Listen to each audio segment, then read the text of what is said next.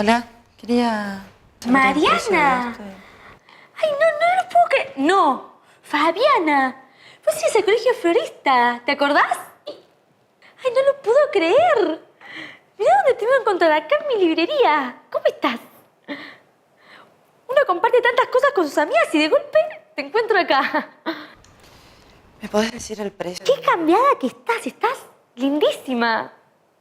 Esto yo quería saber el precio. Qué lindos tiempos esos, ¿no? Qué bien que la pasábamos. ¿Te acordás? ¿Te acordás de todo? ¿Tu casa cómo está? ¿Y tu mamá? Tu casa siempre estaba llena de gatos. Qué asco, pero ahora ya no. Y siempre tenías un frasquito de alcohol en la mano. Qué raro.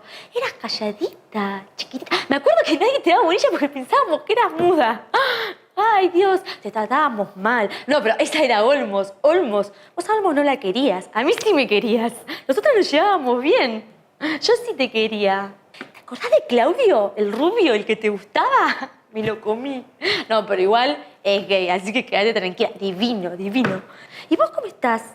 Se te ve bien. Ay, no lo puedo creer. Te volvíamos locos, te tratábamos mal. ¿Te acordás cuando en el patio del colegio te bajamos la bombacha? Ay, no, pero igual esa era Olmos.